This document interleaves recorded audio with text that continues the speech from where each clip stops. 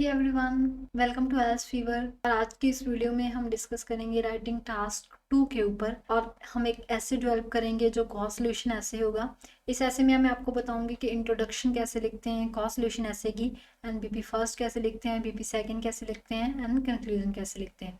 जो cause solution ऐसे होता है तो एज इट इज़ हमें पता होता है कि पहले हम इंट्रोडक्शन लिखेंगे। इंट्रोडक्शन में क्या होता है कि paraphrasing, and second line is thesis statement.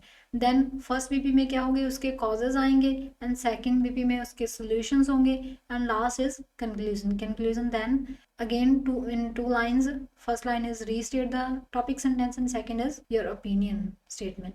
कि कॉजेज, जो कॉजेज आपने सोचे होंगे या जो कॉजेज आप डिस्कस करेंगे, पहले बीपी में कॉजेज आएंगे, जो आपने पहले कॉज लिखा उसका पहले सोल्यूशन लिखेंगे बीपी सेकंड में, एंड जो आपने सेकंड कॉज लिखा उसका सेकंड सोल्यूशन लिखेंगे। तो स्टार्ट करते हैं। सबसे पहले टॉपिक है, in many countries the percentage of overweight children has increasing in last 10 years। Discuss the causes and solution to this disturbing trend. वो क्या कहते हैं, बहुत से देशों में जो परसेंटेज है ओवरवेट चिल्ड्रन की वो इंक्रीज हो रही है फ्रॉम लास्ट 10 years, पिछले 10 सालों से। इसके कॉजेज डिस्कस कीजिए एंड इसके सॉल्यूशंस बताइए।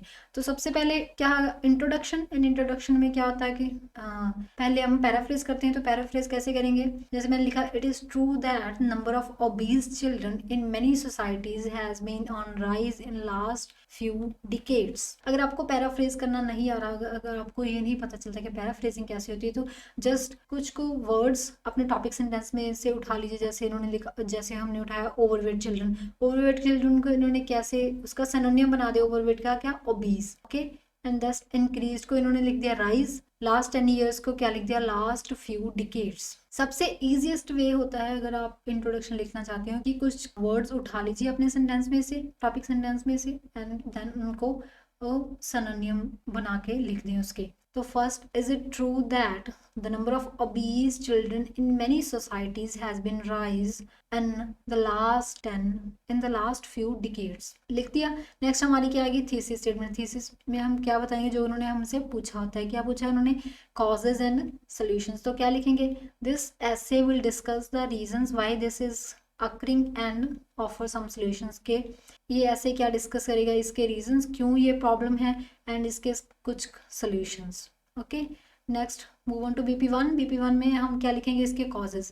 अ major cause of this situation could be the growing influence of technology in children's lives. पहली लाइन में क्या होता है हमारा आइडिया, नेक्स्ट में how and why, and then उसका कंक्लूजन सेंटेंस जो रिलेट करता है प्रॉब्लम को। कैसे, a major cause of this solution could be growing influence of technology, कि इसका मेजर कारण क्या है कि बच्चों की जो क्लोजनेस है वो टेक्नोलॉजी के साथ ज्यादा बढ़ रही है। उसको एक्सप्लेन कैसे किया, unlike children of previous decades, पिछले सालों में जो बच्चे थे, जो पास्ट ईयर्स में जो बच्चे थे, फॉर हुम playgrounds were there primary source of entertainment, उनके लिए उनका प्राइमरी सोर्स ऑफ एंटरटेनमेंट क्या था, प्लेग्राउंड्स। वो फिजिकल एक्टिविटीज ज्यादा करते थे अपने आप को एंटरटेन करने के लिए। But nowadays modern children have at their disposal highly addictive technology such as a smartphone which occupy most of their non school time. But उसके अलावा जो प्रीवियस बच्चे थे वो तो अपना एंटरटेनमेंट का सोर्स किसे मानते थे, प्लेग्राउंड्स में जाके फिजिकल एक्टिविटीज करना। बट जो आज के बच्चे हैं वो टेक्नोलॉजी के साथ इतना जुड़ गए हैं कि उन्हें अपना जो नॉन स्कूल का टाइम है, जो स्कूल में घर पे वो बिताते हैं, वो स्मार्टफोन पे या टैबलेट्स पे बिताना उन्हें अच्छा लगता है। वो सोर्स ऑफ एंटरटेनमेंट उनका टेक्नोलॉजिकल गैजेट्स बन गए। Naturally such a sedentary lifestyle. Sedentary lifestyle means, sedentary क्या होता है, जो हम टाइम अपना बैठ के बिताते हैं तो उसे सेडेंटरी बोलते हैं। जैसे बच्चे 6 to 7 आवर्स अपने स्कूल में बैठ के बिताते हैं, घर पे आके स्मार्टफोन्स पे या किसी और टेक्नोलॉजिकल गैजेट पे लग जाते हैं, तो वो उनका टाइम बैठ के बिताते हैं, फिजिकल एक्टिविटीज़ वो नहीं करते। तो such a sedentary lifestyle predispose them to weight issues. जो ये सेडेंटरी लाइफस्टाइल है क्या इन्फ्लुएंस करता है, वेट गेन करने में हेल्प करने लगता है। तो वेट उनका वो ओवरवेट होने स्टार्ट हो जाते हैं। समझ में आया। पहली लाइन में इन्होंने क्या लिखना, अपनी कॉज बता दिया, हाउ कैसे कॉज वर्क करता है, एंड लास्ट में कैसे उन्होंने अपने कॉज को रिलेट कर दिया प्रॉब्लम से, कि इसी कारण की वजह से बच्चे जो ओवरवेट होते हैं।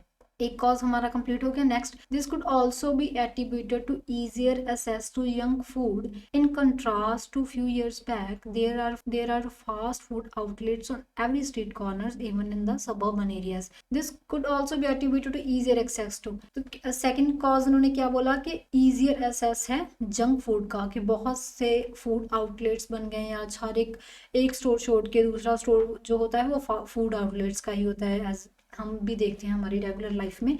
तो वही इन्होंने लिखा कि इसका दूसरा कारण क्या है कि जंक फूड का ईजियर एक्सेस हो गया है in contrast to few year back से अगर हम कंपेयर करते हैं तो आज हर एक स्ट्रीट कॉर्नर पे आपको एक फूड आउटलेट देखने को मिलेगा जो हेल्प करता है, उनके वेट गेन में हेल्प करता है। This combined with increased amount of junk food advertising targeting children means that children are more likely to be attracted to such food. ये कैसे कंबाइन होता है कि फूड आउटलेट्स कैसे इन बच्चों को एनकरेज करते हैं, कैसे फूड जंक फूड की एडवर्टीजमेंट से, जब बच्चे एडवर्टीजमेंट्स देखते हैं तो वो फूड आउटलेट को विजिट करना उन्हें अच्छा लगता है, या वो एनकरेज होते हैं कि हम फूड आउटलेट्स पे जाएं, वैरायटी ऑफ फूड टेस्ट करें। तो वो क्या बच्चों में ओबेसिटी गेन करने में हेल्प करता है उनके, एज वी नो जो फास्ट फूड्स होते हैं उसमें सैचुरेटेड फैट कितना होता है, ऑयली फूड होता है जो बच्चों को ओवरवेट करता है। तो वही सेकंड में उन्होंने क्या लिखा, पहले उन्होंने अपनी कॉज बता दिया, क्या कॉज क्या था कि जंक फूड था, हाउ इट विल वर्क, कैसे वर्क करता है,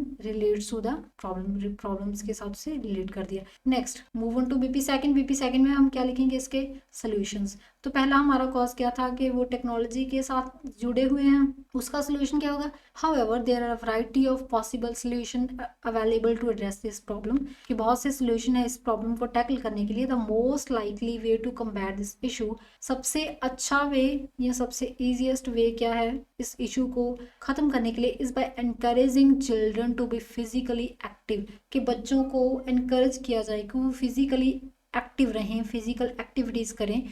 This may require them to fix and keep in check the amount of time their offspring spend on technological gadgets।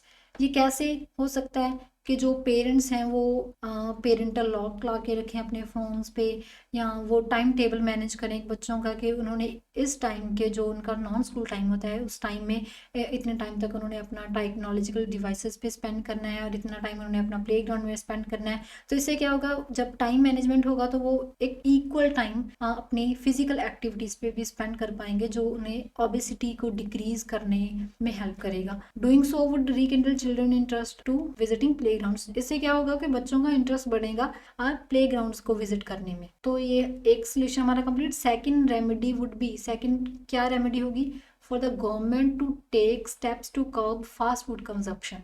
Second remedy क्या है कि गवर्नमेंट्स को वो स्टेप्स लेने चाहिए फास्ट फूड कंजप्शन को कम करने के लिए, कर्ब करने के लिए, सॉल्व करने के लिए।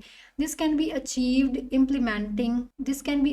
Bye implementing additional taxes on fast food and subsidies on healthy food. ये कैसे हो सकता है, कैसे हो सकता है कि फास्ट फूड पे एडिशनल टैक्सेस इम्प्लीमेंट कर दिए जाएं एंड जो हमारा हेल्दी फूड होता है उस पर सब्सिडीज प्रोवाइड की जाए, तो इससे ये अचीव किया जा सकता है। As the cost of food is an important consideration for consumer, जैसे कहते हैं कि फूड की कॉस्ट एक फैक्टर, मोस्ट इंपॉर्टेंट फैक्टर है कंज्यूमर के लिए। जब भी कोई कंज्यूमर प्रोडक्ट खरीदने जाए तो उसका मार्केटिंग रेट ज़रूर चेक करता है, उसकी पॉकेट पे इसका इफेक्ट जाता है। अगर कोई चीज़ महंगी होगी या सस्ती होगी तो एज यूजल वो हमेशा पॉकेट फ्रेंडली जो इक्विपमेंट्स हैं या पॉकेट फ्रेंडली फूड आइटम्स होगी तो उन्हें प्रेफर करेगा। This step is likely to tell them towards healthy food, जो ये स्टेप है उन्हें क्या एनकरेज करेगा, हेल्दियर फूड ऑप्शंस की टुवर्ड्स एनकरेज करेगा। क्लियर है। सेकंड, पहले उन्होंने क्या बोला कि इसका सोल्यूशन क्या हो सकता है कि गवर्नमेंट्स को कुछ स्टेप्स लेने चाहिए।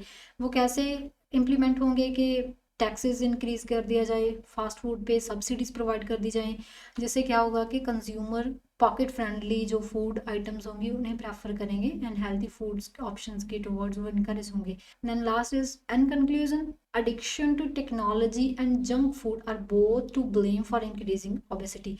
cause 1 and cause 2, cause 1 क्या था, addiction to technology and second cause क्या था, जंक फूड, और बोथ दोनों को ब्लेम किया जा सकता है ओबेसिटी को इंक्रीज करने के लिए चिल्ड्रन के among. Not until parents and governments intervene, जब पेरेंट्स एंड गवर्नमेंट इक्वली इस चीज़ में इंटरेस्ट लेंगे या इक्वली इस चीज़ में इंटरवीन करेंगे तो ये इशू रिसॉल्व किया जा सकता है। क्लियर है। फर्स्ट लाइन में हमें पहले बीपी में जो लिखा था वो पहली लाइन में बोल दिया कि हमारे ये कॉज 1 एंड कॉज 2 ब्लेम करते हैं ओबेसिटी को, एंड सोल्यूशन क्या था, पेरेंट्स एंड गवर्नमेंट्स सोल्यूशन लेंगे इसके प्रॉब्लम के। ओके, क्लियर है।